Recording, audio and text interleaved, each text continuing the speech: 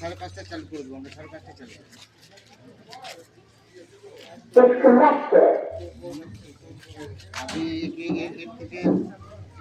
আসন্ন বিধানসভা নির্বাচনের আর মাত্র 3 দিন বাকি আছে। 29শে এপ্রিল আমাদের পূর্বস্থলী উত্তর বিধানসভার যে প্রার্থী রয়েছেন গোপাল চট্টোপাধ্যায়, ওনার সমর্থনে নির্বাচনী পথসভা আমাদের সুটরা গ্রামের বারোয়ারিতলা অর্থাৎ হনুমানতলা, এখানে আমাদের পথসভার কাজ এখনই শুরু হবে। আপনাদের আমি বিশেষভাবে অনুরোধ করছি, আপনারা সত্বর আমাদের এই মঞ্চের সামনে এসে আসন গ্রহণ করুন। আমাদের পথসভার কাজ আমরা এখনই শুরু করতে চলেছি। সকল স্লোগান বিধান এখানে আরে স্লোগান ইউজ করি আমি করি আমি বসে করে দিচ্ছি। আরে মামা এখানে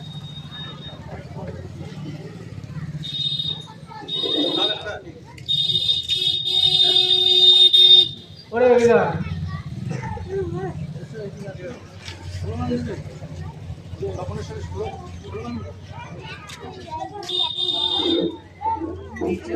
भारत माता की, भारत माता की, वंदे मातरम, वंदे मातरम, बीजेपी बीजेपी जिंदाबाद, बीजेपी बीजेपी जिंदाबाद।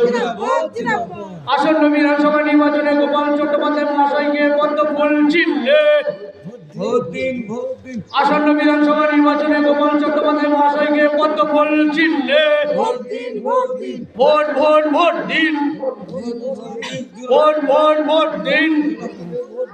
বন্দে মাতরম, বন্দে মাতরম, জয় শ্রীরাম, জয় জয় শ্রীরাম, জয় শ্রীরাম।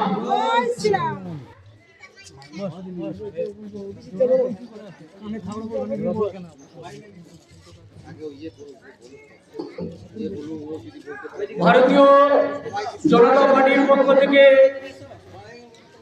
সুদ্রা এলাকাবাসী সকলকে আমরা ভারতীয় জনতা পার্টির পক্ষ থেকে আহ্বান জানাই।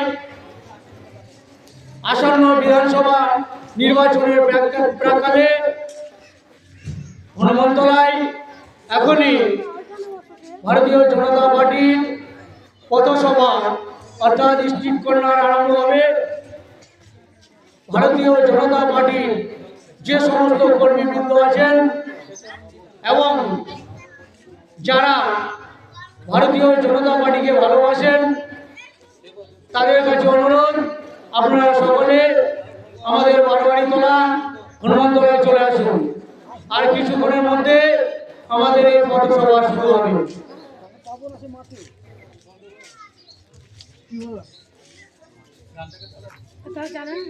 সভাপতি আর জিএস কি বললো? আরম্ভ করতে বললো? এবার রিপোর্ট করবি।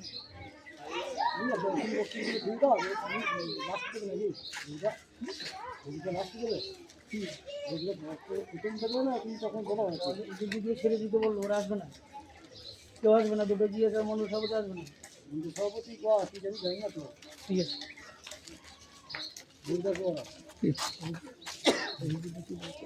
ওরা আসবে না, ওর পারি দেওয়া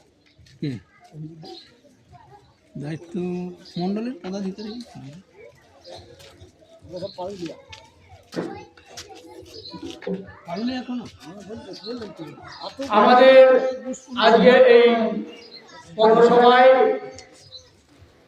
প্রান্তিক ভারতীয় জনতা পার্টির পক্ষ থেকে বক্তব্য রাখবেন আমাদের ভারতীয় জনতা পার্টির প্রবীণ কার্যকর্তা।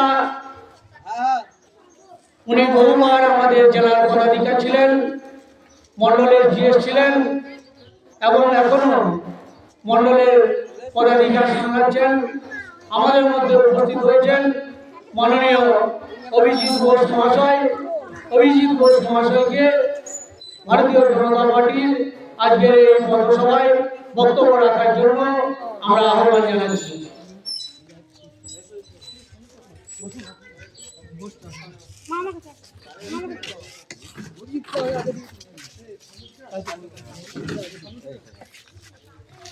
ভাতৃপ্রতিম অভিজিৎ বসুকে আমার মাথায় যে সম্মানীয় তাজ আছে, এই তাজ আমি অভিজিৎ ভাইয়ের মাথায় পরিয়ে দিয়ে ওনাকে সম্মান দেব। আমার সঙ্গে আপনারা স্লোগান দেবেন। আসুন, তুমি আসো এখানে।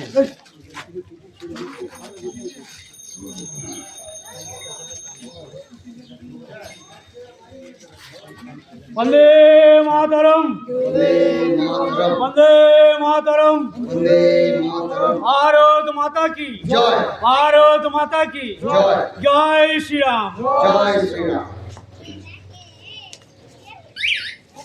বসো। ওনার নামটা কি বলে না?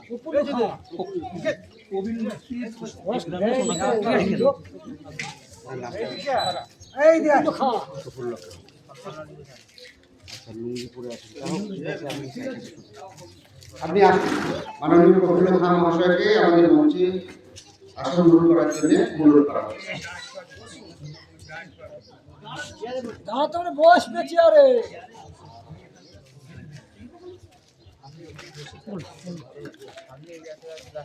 সাধু গুরু পুরোহিত পীর ফকির সন্ত সবাইকার পদরজে যেন আমার মাথায় আশীর্বাদ স্বরূপ বর্ষিত হয়। আমার পরিচয় আর নতুন করে দেওয়ার কিছু নেই। আমার ভাইজন বাড়ি, আমি আপনাদের গ্রামেরই ছেলে বলতে গেলে এই পঞ্চায়েতে আমার নাম অভিজিৎ বসু। পরিচয় দেওয়ার নতুন করে কিছু নেই। আমি নেতা বলে কিছু নই, অতি সাধারণ একজন ভারতীয় জনতা পার্টি কর্মী।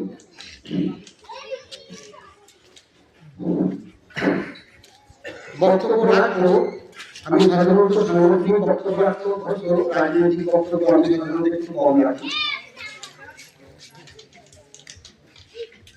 আমার প্রথম বক্তব্য হচ্ছে, আমি যেখানটায় দাঁড়িয়ে আছি এটা হচ্ছে মা। মায়ের ব্যাপ্তি ভীষণ। মা শব্দটা বড় সাংঘাতিক একটা বিষয়। আমরা প্রত্যেকেই কোনো না কোনো মায়ের গর্ভজাত সন্তান, তাদের আশীর্বাদ, তাদের ভালোবাসা ফসল। তেমনি এই যে পৃথিবী, এই যে ভূমিকার উপর দাঁড়িয়ে আছি, এটাও কিন্তু একটা মা। তাহলে মায়ের যে সম্মান, সেটা সন্তানের কিন্তু সর্বপ্রথম দায়িত্ব এই মায়ের সম্মানটাকে রক্ষা করা। সত্য ত্রেতা দাপন করি, ত্রেতা যুগে আমরা আবার একটা মা দেখতে পাই। আমাদের দল যেহেতু ঈশ্বরে বিশ্বাসী এবং মাইথোলজি মানে আমরা আধ্যাত্মবাদে বিশ্বাসী, সেই হিসেবে আমরা সীতাকে মা ধরি। সীতার উৎপত্তি হচ্ছে শ্রীরামচন্দ্র পরম পুরুষ, পরম প্রজা পালক, পরম প্রজা পালক, প্রজা অনুরঞ্জন, প্রজা বৎসল, পরম পুরুষ শ্রী শ্রী রামচন্দ্র। তার স্ত্রী হচ্ছেন রাজা জনকের পালিতা কন্যা, মানে বায়োলজিক্যাল নয়। তার জন্ম মাটি থেকে, এবং মাটি এই সীতার আর এক নাম হচ্ছে মাটি। সীতা নামে অনেক কবিতা আছে। আপনি বিহারে যান, উত্তর পূর্ব বিহারে দেখবেন সীতামাই বলে একটা জায়গা আছে। তার জনক দেবতা সীতা বিয়ে হয়েছিল ভগবান পরম পুরুষ শ্রীরামের সাথে। সীতাকে মাটি, আমি দাঁড়িয়ে আছি কোথায়? মাটি। আমি দাঁড়িয়ে আছি কলিতে, ত্রেতা যুগে মাটি। সেই মাটি কিন্তু অপমানিত হয়েছিল ত্রেতা যুগ থেকে শুরু। মাটি লুণ্ঠন হয়েছিল, মাটি চুরি হয়েছিল, মাটি অপমানিত হয়েছিল। কোনকে শুক্রাচার্যের শিষ্য রাবণ ব্রাহ্মণের দেহ ধারণ করে মাটি নিয়ে চলে গেল, সীতাকে নিয়ে চলে গেল। তার মানে কি? মাটি চলে গেল। মাটির গুরুত্বটা আমাদের কাছে যতটা সম্ভব, মা এবং মাটি, কেন এই মা মাটির গুরুত্ব বোঝানোর দরকার, সেটা আস্তে আস্তে আপনাদের কাছে আমার বক্তব্য শুনবেন মন দিয়ে, তাহলে আপনারা বুঝতে পারবেন। তাহলে মাটি চুরি হয়ে গেল। বনবাসে ছিল রাম, লক্ষ্মণ, তারা ছিল না। দেবর এবং তার স্বামী ছিল না, সে ছিল সীতামা ছিল। সীতাকে ছল কপট করে ব্রাহ্মণের রূপ ধারণ করে সীতামাকে লঙ্কায় নিয়ে চলে গেল। চুরি হলো কার? গণতন্ত্র রক্ষা হলো না কার? সার্বভৌমত্ব রক্ষা হলো না কার? রামচন্দ্রের। রামচন্দ্র ছিলেন কাপুত্র বংশীয় রাজা, জেনে রাখুন। কাপুত্র বংশীয় রাজা দশরথ নন্দন রামচন্দ্র। তাহলে স্বামী স্ত্রীর সম্পর্ক হলেও সীতা ছিল অযোধ্যার নাগরিক। তাহলে নাগরিক যখন হরণ হলো এবং নাগরিককে হরণ করে আরেক রাজ্যে ঢুকিয়ে ব্রাহ্মণের রূপ ধারণ করে সাগর পেরিয়ে তাকে নিয়ে চলে গেল লঙ্কায়। সেখানে গিয়ে আমরা কি দেখলাম?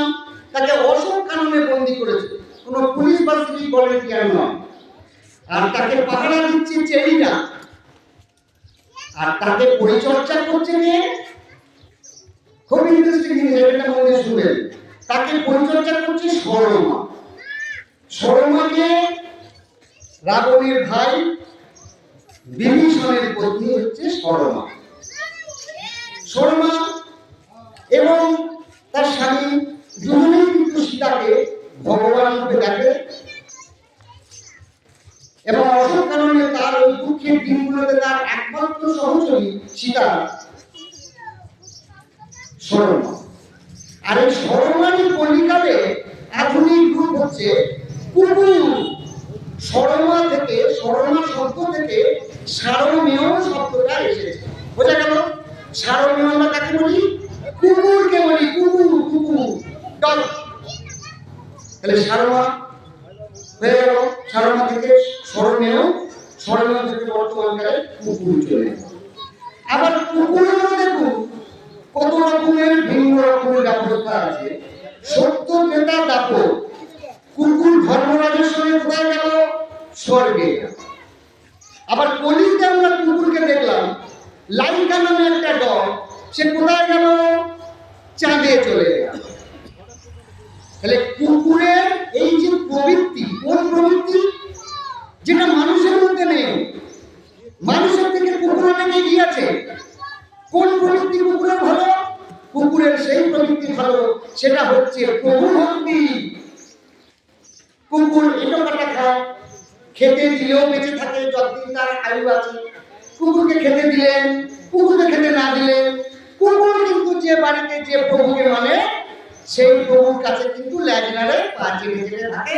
রাত্রিবেলা তার বাড়ির দোরগোড়ায় থাকে, তার বাড়ির যদি কোনো অপরিচিত মুখ থাকে ঘেউ ঘেউ ঘেউ ঘেউ করে, তাহলে তার প্রভু ভক্তি আছে। আচ্ছা, আমাদের মানুষের মধ্যে এরকম প্রভু ভক্তি আছে নাকি? এই যে দেশ, এই যে আমার মা, এই মাকে কি শুধু একমাত্র মিলিটারি আর প্যারামিলিটারি পুলিশ আর সিভিল ভলেন্টিয়ার পাহারা দেবে? আমরা দেশের জনগণ, আমরা আমাদের দেশ মাতাকে পাহারা দেব না? এখানে যদি অনাচার হয়, মায়ের অসম্মান হয়, মা ধর্ষিত হয়, মা লুণ্ঠন হয়, তাকে পাহারা দেবো না? দেবো কি দেবো না? বিবেককে প্রশ্ন করুন। সেই কারণে বলছি যে আমরা মানুষ হয়েছি, কিরম মানুষ হয়েছি, আমরা কুকুরের থেকেও নি, কুকুর আমাদের থেকে ভালো। অনেকের পক্ষে এটা রাজনৈতিক একটা অনুষ্ঠান, এই কবে সত্যতা দাপরগুলির কথা বলছে, মায়ের কথা বলছে, কুকুরের কথা বলছে। সমাজ ব্যবস্থা, এই আজকে যে আমরা মানব জীবন পেয়েছি, এটা একদিনের নয়।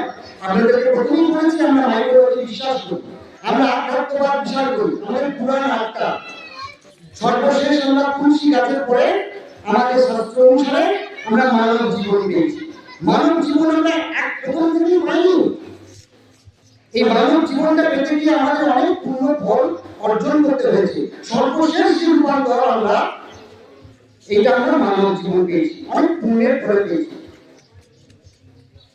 তাহলে এই মা যেখানে লুণ্ঠন হয়, অভয়ের মতন কলিতে হচ্ছে, আমাদের রাজ্যে হচ্ছে, মা লুণ্ঠন হচ্ছে, মা ধর্ষিত হচ্ছে, আর আমরা কি করছি? এখানে আমরা দল করছি। আচ্ছা বলুন তো, একটা রাজ্যে বা একটা গ্রামে বা একটা জেলায় বা একটা মহলায় যদি একটা নারী ধর্ষিত হয়ে খুন হয়, একজন শুভমূর্তি সম্পন্ন রাজনৈতিক কর্মী হিসেবে আমার কি পক্ষ নেওয়া উচিত বা আমাদের কি পক্ষ নেওয়া উচিত? আমাদের কি কথা বলা উচিত নয় যে মায়ের যেখানে অসম্মান হলো সেই দোষী দৃষ্টান্তমূলক শাস্তি হলো? হ্যাঁ কি না? সবার উপরে মানুষ সত্য, তাহার উপরে নাই। কে বলেছে? কবি চণ্ডীদাস। আমরা কি মানুষ হয়েছি? আরে তৃণমূলের জামাতি, তৃণমূল যারা আছে তাদের মা বোন জ্ঞান আছে? তারা শুধু বয়স আছে। একটা সিন্ডিকেটের মাধ্যমে গোটা রাজ্যটাকে জামাতি মুসলমানদের হাতে ছেড়ে দিচ্ছে। হিন্দু বাঙালি ভাবলেন এই সনাতনীদের রাজ্য, আমাদের যিনি মূল দলের যিনি স্রষ্টা, অনেক কষ্ট করে নেহরুর সাথে ঝগড়া গন্ডগোল করে এই পশ্চিম বাংলার নামক ভূমিটাকে রক্ষা করেছিল। স্বাধীন ভারতে প্রথম মুখ্যমন্ত্রী একজন নাম করা বিধানচন্দ্র রায়, কলকাতা কর্পোরেশনের প্রথম মেয়র নেতাজি সুভাষচন্দ্র বসু। এই ব্যক্তিত্বগুলো কে? তাদের চেয়ারটা দিল কে? আর যে চেয়ারটা দিয়েছিল শ্যামাপ্রসাদ মুখোপাধ্যায়, সেই শ্যামাপ্রসাদ মুখোপাধ্যায়কে কাশ্মীরের জেলে শীতের রাতে একটা কম্বল দেয়। কে দেয়নি? কংগ্রেসের নেতা নেহরু দেয়নি, সরাসরি বলে দেওয়া ভালো। তিনি অনেক অপরাধ করেছেন, কংগ্রেসের অপরাধের কোনো সীমা পরিসীমা নেই। আর তাদের বাল বাচ্চা যত স্কুল প্রোগ্রামেও আছে, আশেপাশের গ্রামের আছে, তারা কংগ্রেসটা না জেনে বুঝে করেছে। তারা না জেনে বুঝে করেছে কংগ্রেসটা।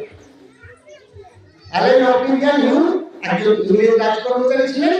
তিনি টিএ ডিএ যেমন সরকারি কর্মচারীরা আন্দোলন করে, সেই আন্দোলনের জন্য ছুটি ছাড়া পেত না। সেই জন্য ব্রিটিশের কাউন্সিল অনুসারে ভারতবর্ষে এসে জাতীয় কংগ্রেস প্রতিষ্ঠা করে। তারপরে রাষ্ট্রগুরু সুরেন্দ্রনাথ বন্দ্যোপাধ্যায়, উমেশচন্দ্র বন্দ্যোপাধ্যায় 1885 সালে জাতীয় কংগ্রেসের জন্ম হয়। পুরো দলটা শুরু থেকে শেষ পর্যন্ত করাতে নেহরু কাকে মানল? নাথুরাম গডসেকে মানল। নাথুরাম গডসেকে আমরা পুজো করি। নাথুরাম গডসেকে কেন মানল? তার মৃত্যুকালীন জবানবন্দি, একজন ফাঁসির আসামিকে বলা হয় তুমি মৃত্যুকালীন জবানবন্দি দিয়ে দাও, তুমি কি খাবে, কি করবে, কি তোমার বক্তব্য থাকতে বলার একটা সুযোগ দেওয়া হয়। নাথুরাম গডসে যা করেছিল সেইটাকে কি করলো নেহরু? পণ্ডিত নেহরু কি করলো? কোর্টে আগুন দিয়ে জ্বালিয়ে দিল। তার কোন নথিটা, সে যে বক্তব্য রেখেছিল সেই নথিটাকে পুড়িয়ে দিল। আবার কি করলো? আমাদের সব থেকে বড় প্রান্ত প্রচারক দীনদয়াল, তাকে এলাহাবাদে ট্রেনে উঠে বসেছেন, রকেট পিস্তল দিয়ে গুলি করে তাকে মেরে দেওয়া হয়। আপনারা চিন্তা করুন, সর্বভারতীয় পরীক্ষা সিভিল সার্ভিস পরীক্ষায় তিনি একটা ডিএম পদে অধীন হওয়ার পর ফার্স্ট ক্লাস ফার্স্ট হয়েছিলেন দীনদয়াল। আর সেই দীনদয়ালকে উনি মেরে দিলেন, একদিন চাকরি করেছিলেন। একদিন চাকরি করার পর উনি বুঝেছিলেন যে আমার দ্বারা এই সমাজ ব্যবস্থা পরিবর্তন করা সম্ভবপর নয়।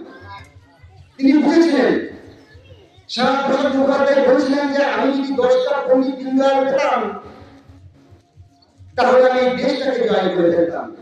পণ্ডিত নেহরু কি করলেন? মারা করে দিলেন। পণ্ডিত নেহরুর ইচ্ছার কোনো শেষ নেই। পণ্ডিত নেহরু পণ্ডিত টাইটেলটা উনি নিজে নিজে দিয়েছেন। নাহার মানে খাল, খালের ধারে যার বাড়ি, ইলতুৎমিশের কোতোয়ালের বংশধর, উনি মুসলমান, ইতিহাস গোপন করেছেন। আর মোহাম্মদ আলী জিন্না কাঠিয়াবাড়ের জেলে, তিনি হিন্দু। তিনি আবার করাচিতে চলে গিয়ে মাছের ব্যবসা ছেড়ে দিয়ে তিনি ইসলাম ধর্ম গ্রহণ করে পাকিস্তানের টাকা এখন তাকে জনক বলা যায়, জনক বলে রাখা যায়। সে হচ্ছে পাকিস্তান রাজ্যের জনক। এই দুজনে মিলে কংগ্রেসকে শেষ করে দিল। আর আমাদের সচেতন ছিল, আমাদের দেশটাও শেষ হয়ে গেল, দেশের ভবিষ্যৎও শেষ হয়ে গেল। হিন্দু মুসলমানদের যে ভাইচারাটা ছিল সেটাও নষ্ট হয়ে গেল।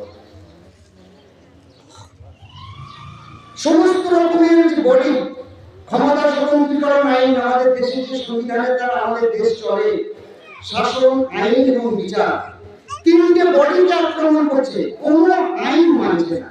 আপনি আশ্রমে যাবেন, ঘুম কথা মানবেন না। বাসে উঠবেন, কন্ট্রাক্টরের কথা মানবেন না। জজকে মানতে যাচ্ছে, কোর্ট মানছে না, কোর্টের রায় মানছে না। এটা কি একটা রাজনৈতিক দল? এটা রাজনৈতিক দল নয়। এইভাবে গুন্ডামি করে, ধর্ষণ করে, মানুষকে ভয় দেখিয়ে, অত্যাচার করে তৃণমূল এবং তার সমস্ত সংগঠনগুলো যে ধরনের কাজ কারবার করছে, এটা কোনোভাবেই সম্ভবপর নয়। সুতরাং মাকে আমাদের রক্ষা করতে হবে, সার্বভৌমত্বকে আমাদের রক্ষা করতে হবে। আর মাকে যদি আমরা রক্ষা করতে না পারি, এই দেশ মাতাকে রক্ষা করার দায়িত্ব আমি বলছি আমাদের যে মিলিটারি আর পুলিশের শুধু একটা দায়িত্ব নয়, নাগরিকদেরও সমান অধিকার আছে। নাগরিকদের অধিকার সম্বন্ধে বলতে গিয়ে সংবিধান প্রণেতারা বলেছেন যে নাগরিকের অধিকার আছে, নাগরিকের কর্তব্য আছে। ইংরেজিতে তাকে বলে রাইটস এন্ড ডিউটিস। একটা হচ্ছে নির্দেশাত্মক নীতি, একটা হচ্ছে মৌলিক অধিকার। একটা মানুষের মৌলিক অধিকার আছে, তার নিজস্ব কিছু চাহিদা আছে, সেটা সংবিধান দ্বারা স্বীকৃত। আর আছে সংবিধান দ্বারা নির্দেশাত্মক নীতি, কিছু নীতিমালা আছে, যে নীতিমালার ভিত্তিতে আমাদের এই রাষ্ট্র পরিচালনা হয়, পঞ্চায়েত থেকে আপ টু শাসন, আইন এবং বিচার। এটা হচ্ছে আইন সভার বডি, বিচার ব্যবস্থা আরেকটা বডি। এইগুলো হচ্ছে ক্ষমতার।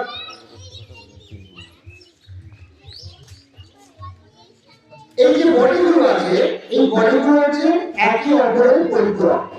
শাসন, আইন এবং বিচার একে অপরের পরিপূরক, এবং সকলকে নিয়ে আমাদের এই সমাজ ব্যবস্থা পরিচালিত হয়। মুসলিম সমাজের উদ্দেশ্যে আমার বিচার কথা, যদি এই গ্রামে মুসলিম সমাজ খুব কম আছে, তথাপি আমি মুসলিম সমাজের কাছে কিছু বার্তা দিতে চাই যে আমরা ভারতীয় জনতা পার্টির যারা কর্মী, আমরা কিন্তু মুসলমানদের বিরোধী নই, কোনোভাবেই বিরোধী নই আমরা। কিন্তু তাদের মানসিকতা, তাদের সংস্কৃতি সবটাই কিন্তু আমাদের সংস্কৃতির সাথে মেলে না। বাবার হলো আমার দল স্বাধীন অনুষদে 200 বছর মোহন রাজত্ব ছিল। মোহন রাজত্বে আমরা কি দেখেছি? লুটপাট, ধর্ষণ। সোমনাথের মন্দির লুণ্ঠন হয়েছে কত বছর?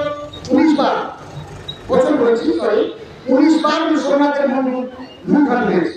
রানী ভবানী তিনি যে সমস্ত ঠাকুরের দেবদেবী সমস্ত কিছু অর্নামেন্টস রেখেছিলেন, গহনা পত্র রেখেছিলেন, সেগুলো চুরি হয়েছে, চুরি করানো হয়েছে। ওটা একটা লুটেরা, সম্পূর্ণ লুটেরা। এবং ওদের যে সংস্কৃতিটা আমাদের ভারতীয় সংস্কৃতির সাথে তার কিন্তু কোনো মিল নেই। সুতরাং আমাদের ভাবতে হবে যে আমাদের এই সনাতনী হিন্দু যেভাবে বাংলাদেশে অত্যাচার হচ্ছে, যেভাবে পাকিস্তানের অত্যাচার হচ্ছে এবং পার্শ্ববর্তী সমস্ত সনাতনীদের উপর অত্যাচার হচ্ছে, আমরা যদি এই শ্যামাপ্রসাদ মুখার্জি সাথে এই অনেক কষ্টের এই হোমল্যান্ড, সনাতনীদের হোমল্যান্ড, এই পশ্চিম বাংলাকে যদি বাঁচাতে না পারি, তাহলে আমাদের মা থাকবে না, মায়ের রক্ষা হবে না। এবং আমরা নিজ বাসভূমি পরদাস করে পরদাস হতে সমুদায় করি, নবীন ছেলের কবিতা। আমরা নিজের দেশে পরবাসী হয়ে গেলাম।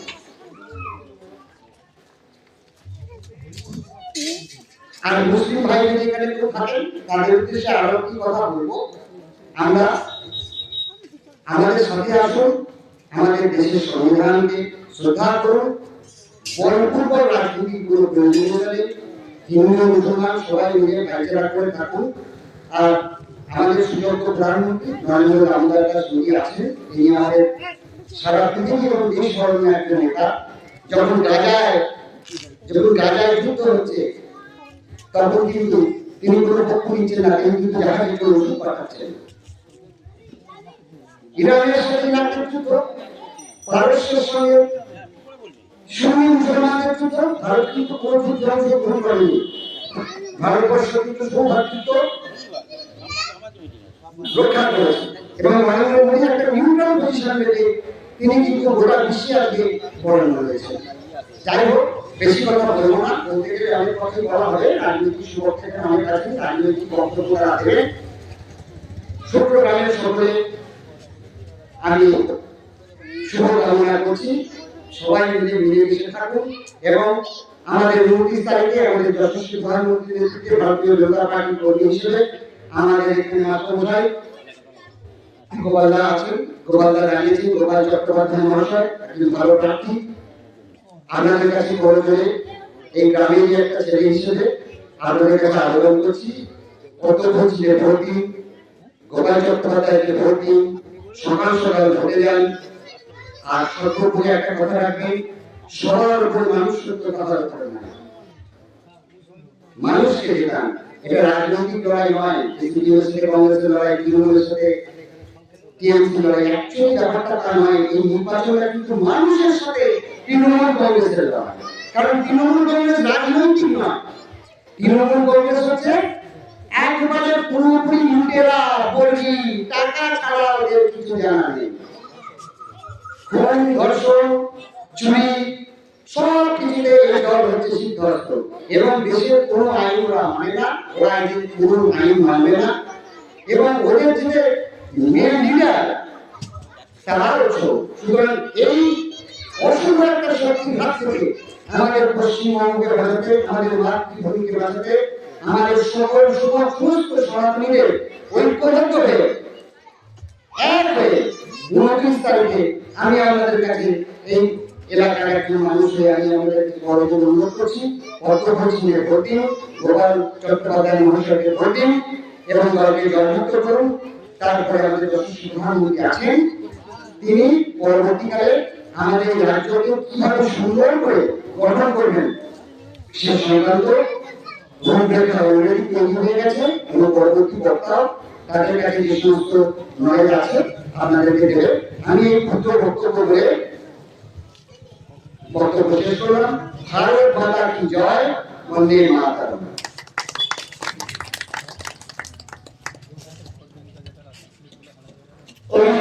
মহাশয়কে ভারতীয় জনতা পার্টির পক্ষ থেকে গৌরব অভিনন্দন জানাই। এরপর আমাদের সামনে ভারতীয় জনতা পার্টির পক্ষ থেকে বক্তব্য রাখবেন পূর্বস্থলী উত্তর বিধানসভার 1 নম্বর মণ্ডলের সভা সভাপতি মাননীয় দেবপ্রসাদ চৌধুরী মহাশয়।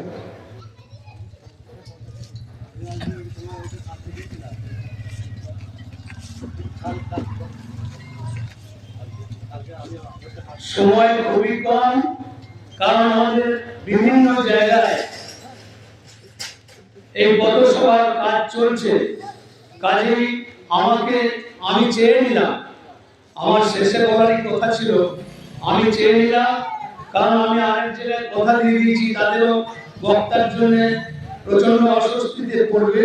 সেজন্য আমি আমাদের জেলার নেতারা রয়েছেন, এনাদের অনুমতি নেই, আমি একটু আগে চেয়ে নিলাম, আমি বেশি সময় নেব না।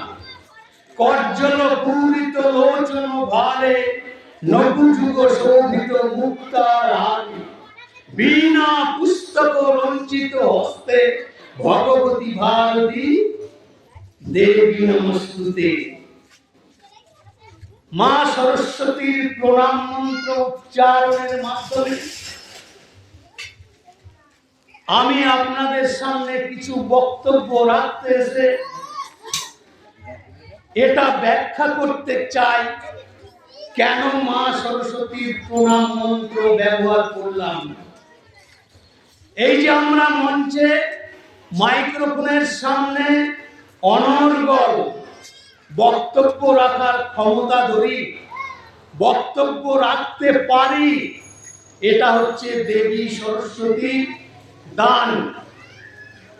আর আমার ক্ষমতার কথা যদি বলেন, জেলার নেতারা খুব ভালোভাবে জানে, রাজ্যের নেতারা খুব ভালো করে জানে, দেবপ্রসাদ চৌধুরী মাইক্রোফোনের সামনে দাঁড়ালে তাকে না থামালে সে থামে না। এরকম বহু রেকর্ড আছে আমার। অনর্গল 4 ঘন্টা বক্তব্য রাখার মতো ক্ষমতা, তথ্য প্রমাণ সাপেক্ষ আমার বক্তব্য রাখার ক্ষমতা আছে। কাজেই এটা তো সেই ক্ষেত্র নয়। এখানে অনেক বক্তা উপস্থিত হয়েছেন, তাদের কাছ থেকে বিস্তারিত শুনবেন। আমি প্রথমেই আমার ভাতৃপ্রতিম অভিজিৎ বসু যে সুন্দর প্রাঞ্জল ভাবে যে বিষয়ের উপরে আলোকপাত করেছেন, আমি প্রচন্ড গর্ববোধ করছি। কারণ অভিজিৎ ভাইকে এই মাইক্রোফোনের সামনে দাঁড় করানোর জন্য আমি কঠোরভাবে ওকে অনুপ্রাণিত করেছি। তুমি ভুল বলো, ঠিক বলো, তুমি একজন শিক্ষিত যুবক, বিজেপির একজন আদর্শবান কর্মী, তোমাকে বলতে হবে। এই বলতে বলতে আমি নিজে নাম ঘোষণা করে দিয়ে ওকে বলা করেছি কাইগ্রামের রাউতগ্রামের মিটিংয়ে। তো আজকে অভিজিতের যে বক্তব্য শুনলাম, এত পরিষ্কার পরিচ্ছন্ন বক্তব্য, এরকম আমি অনেকগুলো ছেলেকে তৈরি করেছি। ইমান শেখ, লালটু শেখ, মুসলিম ঘরের ছেলে, তাদেরকে আমি তৈরি করেছি। ওদের মধ্যে একজন ওখানে যাবে।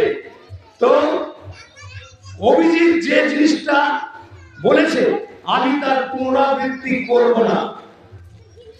কংগ্রেসকে কিছু বলার নৈতিক কর্তব্য এই কারণে যে অ্যালান অক্টোভিয়ান হিউম ভারতবর্ষে কংগ্রেস দলের যে জন্ম, একজন খ্রিস্টান, আর আমাদের বঙ্গ সন্তান উমেশচন্দ্র বন্দ্যোপাধ্যায়, তিনিও কংগ্রেসের সর্বভারতীয় সভাপতি। উনিও আবার ব্রাহ্মণ সন্তান হয়ে খ্রিস্টান ধর্ম গ্রহণ করেছেন। অ্যালান অক্টোভিয়ান হিউম, তিনিও খ্রিস্টান। জওহরলাল নেহরু, তিনি পণ্ডিত। পণ্ডিত উপাধি দেওয়ার কথা বললেন না, উনি বলতেন পণ্ডিত উপাধি আমায় বলো না, আমাকে গাধা বলো, কারণ পণ্ডিত উপাধি আমার শুনতে ভালো লাগে না। ও যে মুসলিম সন্তান, সেটা তো আমার ভাতৃপ্রতিম অভিজিৎ বলেছে। আমি কেন নতুন করে এটা তুললাম কংগ্রেসের কথাটা? এই কারণে তুললাম, এই নির্বাচনেও কংগ্রেস প্রার্থী দিয়েছে। এইখানে দেখলাম একটা ফেস্টন রয়েছে, কি নামটা তো? অমিতাভ ভট্টাচার্য কংগ্রেসের প্রার্থী হিসেবে এখানে দাঁড়িয়েছেন। এদের নৌকো ফুটো হয়ে গেছে অনেক দিন আগে। সর্বভারতীয় স্তরে কংগ্রেস দলের বয়স আজকের দিনে প্রায় 135 বছরের ওপরে। সেই কংগ্রেসের কুকীর্তির কাহিনী আমি যদি একটা একটা করে বিশ্লেষণ করি, আপনারা শুনতে শুনতে ক্লান্ত হয়ে পড়বেন। তো অত তো বলবার সময় নেই। তো উনি যেহেতু ক্যান্ডিডেট হয়েছেন, কিছুই নেই, পশ্চিমবাংলায় 0। আর ওনার পাশাপাশি ওনাদের দোসর মার্ক্সবাদী কমিউনিস্ট পার্টির নেতাদের তত্ত্বাবধানে প্রদীপ সাহাকে এখানে দাঁড় করিয়েছে। এদের দাঁড় করানোর পিছনে কি যুক্তি আছে? এরা হচ্ছে ভোট কাটুয়া। মার্ক্সবাদী কমিউনিস্ট পার্টি হচ্ছে ভোট কাটুয়া, আর কংগ্রেস দল হচ্ছে ভোট কাটুয়া। এরা জানে, খুব ভালোভাবে জানে যে আমরা এখানে কিচ্ছু পাবো না। পশ্চিমবাংলায় আমাদের অস্তিত্ব বিলীন হয়ে গেছে, তাই টিএমসির মাধ্যমে অক্সিজেন দিয়ে এদের মাঠে ছেড়ে দিয়েছে। কি জন্যে ছেড়ে দিয়েছে? বিজেপির আজকের যে অবস্থান, গতকাল তো নির্বাচন হয়ে গেছে, আমার কাছে কম করে 20টা এক্সিট পোল, বিভিন্ন সংবাদ মাধ্যমে 20টার ওপরে এক্সিট পোলের রিপোর্ট আছে আমার মোবাইলে। তো আমি যদি আপনাদের দেখাই তাহলে বুঝতে পারবেন যে বিজেপি এখন আজকের দিনে কোন জায়গায় অবস্থান করছে। আমি আপনাদেরকে দায়িত্ব নিয়ে বলছি, বিজেপি সরকার গঠন শুধু সময়ের অপেক্ষা। এই যে 152টা কেন্দ্রে বিধানসভা নির্বাচন হয়ে গেল, এক্সিট পোল বলছে এই 152টার মধ্যে বহু চ্যানেল বলছে 110, 105, কোন কোন চ্যানেল 90, এইরকম ভাবে এক্সিট পোলে 135 পর্যন্ত অনেক আছে, আরো অনেক আছে। তো বিভিন্ন চ্যানেল যেভাবে দেখাচ্ছে এটা বাস্তবে সত্য হবে, আর এটাকে ইগনোর করার জন্য, একটা নতুন ন্যারেটিভ তৈরি করবার জন্য আমাদের রাজ্যের প্রাক্তন মুখ্যমন্ত্রী মাননীয়া বেগম সাহেবা নতুন ছলাকলার আশ্রয় নিয়েছেন। কি ছলাকলা? উনি ছলাকলার আশ্রয় নিয়েছেন, ওনারাও ফেক এক্সিট পোল বার করছেন। ফেক, উনি জানেন খুব ভালোভাবে উনি হেরে ভূত হয়ে গেছে, তবুও মিথ্যা এক্সিট পোল দিয়ে মানুষের কাছে একটা ন্যারেটিভ তৈরি করে ওনারা আগামী যে ভোট আছে সেই ভোটে ভোটারদেরকে প্রভাবিত করবার জন্য ওনারাও দেখাচ্ছেন 125, 130, সর্বসাকুল্যে গোটা পশ্চিমবাংলায় 200 পার করবে, 250 পার করবে। এটা হচ্ছে ফেক একটা ন্যারেটিভ তৈরি করে আগামী 29 তারিখের যে ভোটাররা ভোট দিতে যাবে তাদের মাথায় তো এটা স্ট্রাইক করবে যে তৃণমূল তাহলে এত সিট পেয়ে যাবে, সরকার তো তাহলে তৃণমূলই গঠন করবে। আমি আপনাদের দায়িত্ব নিয়ে বলছি, এই মুখ্যমন্ত্রী মমতা বন্দ্যোপাধ্যায়, যার ছলনার আশ্রয়ের কোনো অভাব নেই, এনার এই পাতা ফাঁক থেকে বেরিয়ে এসে আপনি আপনার বুথকে শক্তিশালী করে আপনার প্রতিবেশী, আপনার গ্রাম, আপনার মণ্ডল, সমস্ত স্তরের কার্যকর্তাদের আপনারা উজ্জীবিত করুন।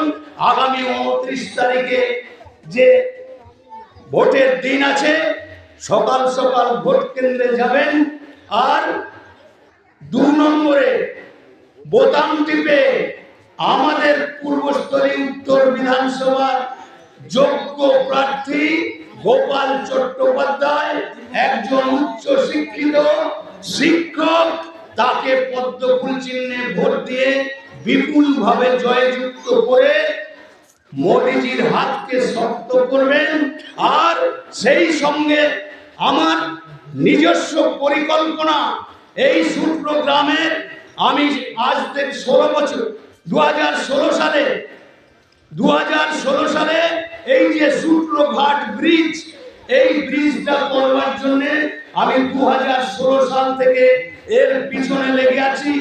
এই সূত্রঘাটের ব্রিজটা নির্মাণের জন্য আমি এমন কোন বিভাগ নেই, এই রাজ্য সরকার থেকে আরম্ভ করে কেন্দ্রীয় মন্ত্রী নীতিন গডকরি, প্রধানমন্ত্রীজির দপ্তর থেকে আরম্ভ করে পিডব্লিউডি চিফ ইঞ্জিনিয়ার থেকে এসডিও, ডিএম থেকে জেলা পরিষদ, সমস্ত বিভাগে আমাদের রাজ্য অফিস, বাবুল সুপ্রিয়, এসএস আলুওয়ালিয়া, দিলীপ ঘোষ, সুকান্ত মজুমদার, এমনকি হঠাৎ করে আবির হলো আবির্ভাব হলো কার?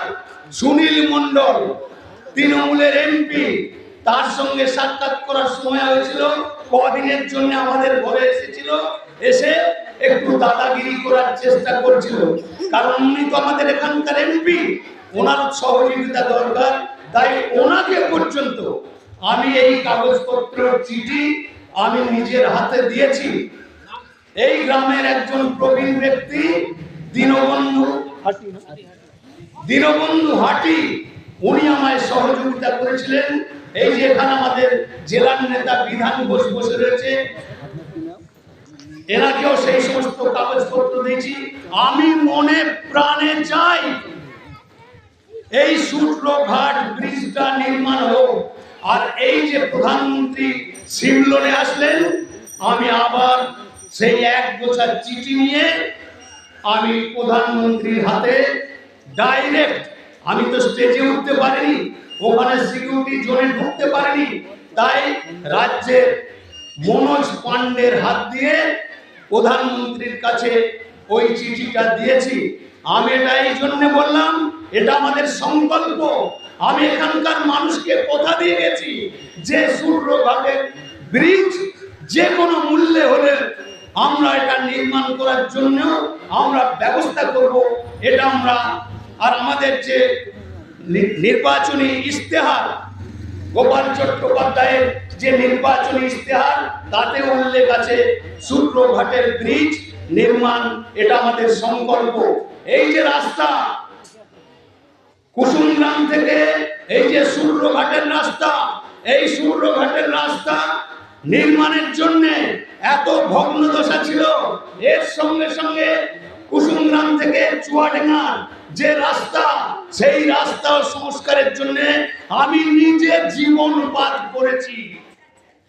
প্রয়াত সজল পাঁজার কাছেও আমি একজন বিজেপির দায়িত্বশীল কার্যকর্তা হয়ে আমি সজল পাঁজার অফিসে পর্যন্ত গেছি। বহু লেখালেখি, হাজার হাজার স্কুলের মাস্টারদের, কুলুর, বামনপাড়া, পুশুরি সমস্ত গ্রামের হাই স্কুল থেকে হাজার হাজার মানুষের স্বাক্ষর সংগ্রহ করে এই রাস্তা সংস্কার আর আমাদের রাস্তা সংস্কারের জন্য আমি কাজ করেছি। কাজেই আমি দায়িত্বশীল বিজেপির একজন কার্যকর্তা হিসেবে মনে প্রাণে চাই আমাদের সূর্যঘাট ব্রিজ নির্মাণ হোক। তার জন্য আপনাদেরকে জেতাতে হবে। আমাদের গোপাল চট্টোপাধ্যায়কে বিপুল ভোটে নির্বাচিত করতে হবে। আর পূর্বস্থলী 2 নম্বরের যে প্রার্থী, ওনাকেও নির্বাচিত করতে হবে।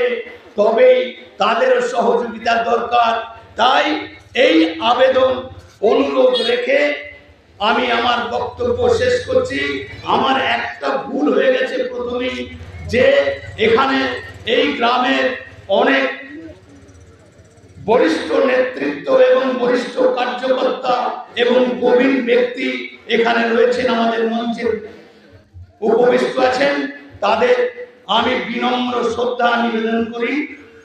মঞ্চের সামনে দেবতুল্য কার্যকর্তাদের আমি গৈরিক অভিনন্দন জানাই। আমার জেলা মন্ডল বুথ স্তরের নেতৃত্বকেও আমি গৈরিক অভিনন্দন জানাই। আর যান্ত্রিক যোগাযোগ মাধ্যমে আমার কণ্ঠস্বর যতদূর পর্যন্ত পৌঁছাচ্ছে, এতদ অঞ্চলে মাতৃসম পিতৃসম তাদেরকেও বিনম্র শ্রদ্ধায় প্রণাম নিবেদন করছি। এই বলে আমার বক্তব্য আমি এখানে বিরাম দিচ্ছি। বন্দে মাতরম, ভারত মাতা কি জয়।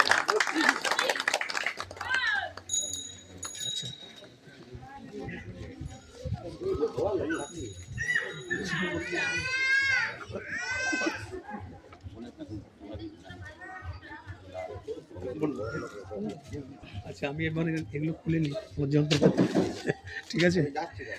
আমি দুঃখিত, আমাকে আমরা অভিনন্দন জানাই দেবপ্রসাদ চৌধুরী মহাশয়কে। এরপর আমাদের সামনে বক্তব্য রাখবেন